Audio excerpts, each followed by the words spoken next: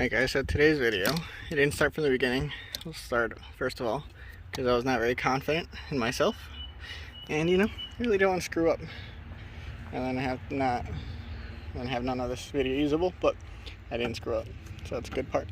But anyways, today's video we are installing a backup camera. So I got the camera used from someone with a, there it is, from a Frostbite 2020 or something charger, 21, whatever. Camera's still plug and play. See the part numbers right there.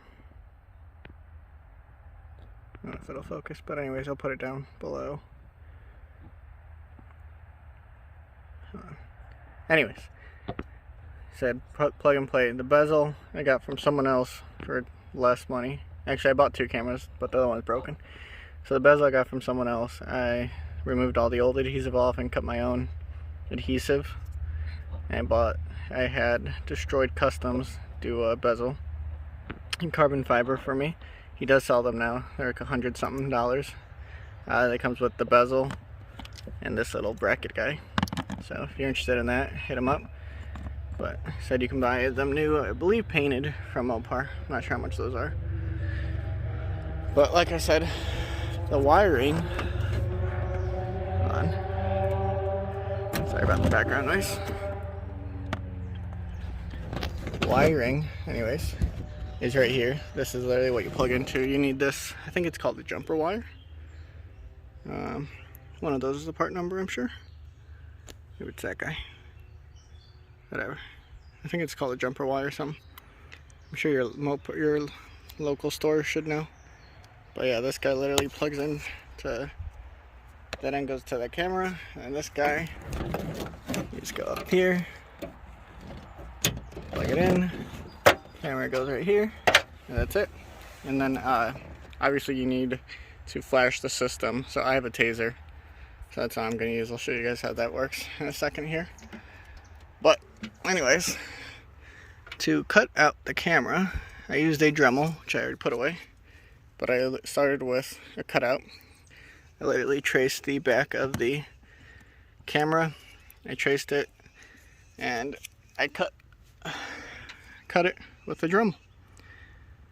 Don't worry, I know on camera it looks like absolute poo, but here, this is the vinyl that I lifted up. I just cut with the vinyl on. I didn't peel it off or anything. So yeah, with the bubbling, what looks like bubbling is just the vinyl. But yeah, so you can literally see in there. It's cut. The scariest part was making the initial cut. And then I think that's just the vinyl. But yeah, sanding, I lost control of it a little bit here and a little bit there. And then the cutting, you can't tell because I already painted over them. Make sure you have a small enough wheel, because I didn't, and I definitely cut way too far on this side, but whatever. Ended up working out because the bezel is going to get covered up anyways. But yeah, like I said, I started off with this guy and put tape on the back, lined it up. I cut it with, or traced it with Sharpie. I did use some tape, so I traced over that just in case I screwed up. There wasn't going to be Sharpie on the car. There was Sharpie on the tape only. But yeah, I just cut, and then with a mixture of a drill bit and sanding, I made these little smaller guys. But if you have small enough plates to cut with, you should be good there. But yeah, like I said, started there, traced there, just traced. When I made the cuts, I made it a little smaller. I'd rather make it too small and have to sand it out than make it too big and be SOL. But let's see. So now that the clear coat is dry, we're gonna stick that in there like that. I gotta peel off the 3M tape. I'll do that in a second. Like that, and then the bracket kind of goes back here to hold it in place. And I plug that in. That's basically it for the actual installation. If you ever need to replace it, I guess same steps, just a lot easier. You don't have to worry about cutting. But I'm gonna go ahead and take this off, take the 3M tape off, and actually stick it on. Also, if you buy this new from Mopar or from Destroyed Customs, it does come with the pre-cut 3M double-sided tape already on, or maybe not on it, but it comes with it, so you don't have to worry about cutting it out. And you know, then you have these janky cuts, but hey, gotta do what you gotta do sometimes. But there it is. So the bracket goes from the passenger side over to the driver's side. When you go to install it, you'll see it only fits one way, so don't try and force it. But yeah, that's it.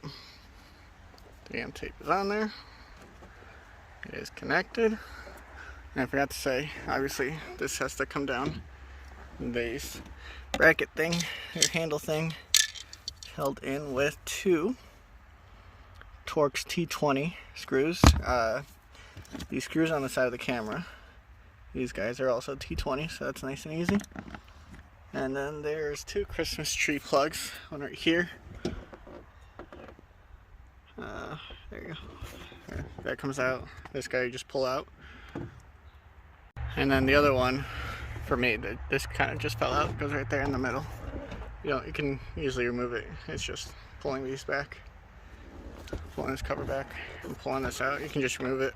God, bugs out of your way completely, but I left it in. It doesn't really bug you. But I'm gonna go ahead and close this and put everything back. Again, plug Christmas tree back in there, pull that back, stick that back in there, and stick the handle back up here where it goes. Screws go.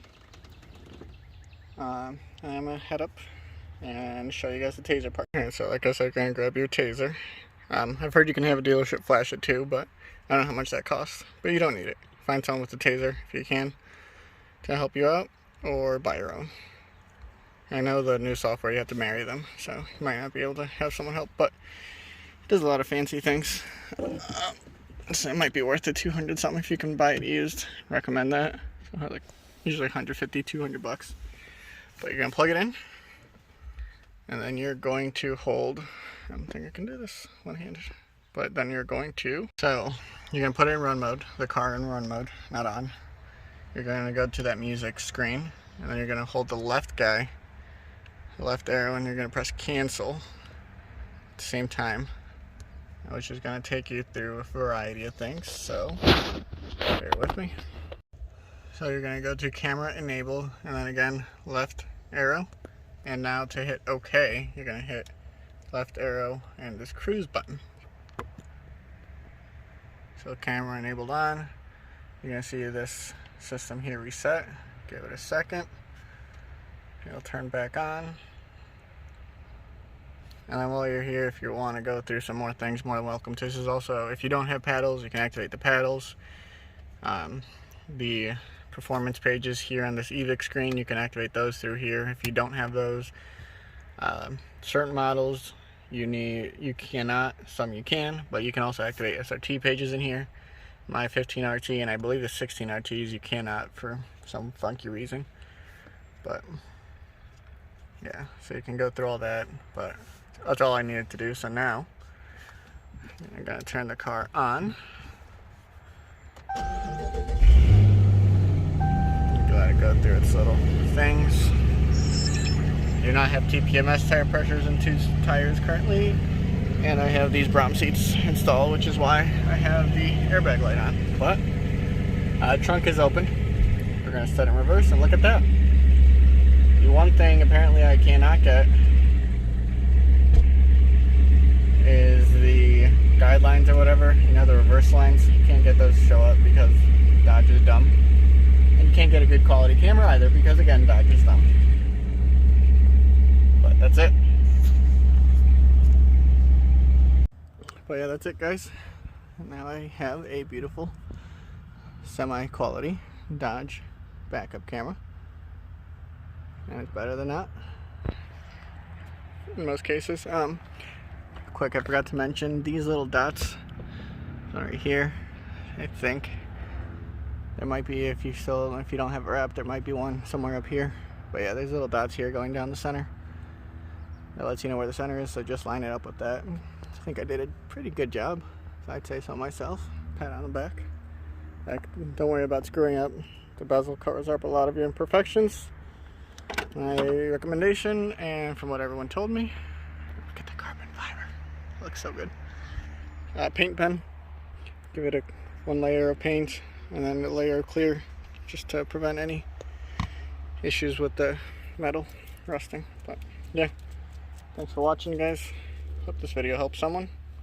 I'm gonna put a link down to YouTubing on a Budget, who also did a video which I watched before I did this. But again, carbon fiber is your thing for anything really, but especially for the backup bezels. Hit them up. Thanks guys, see you next time.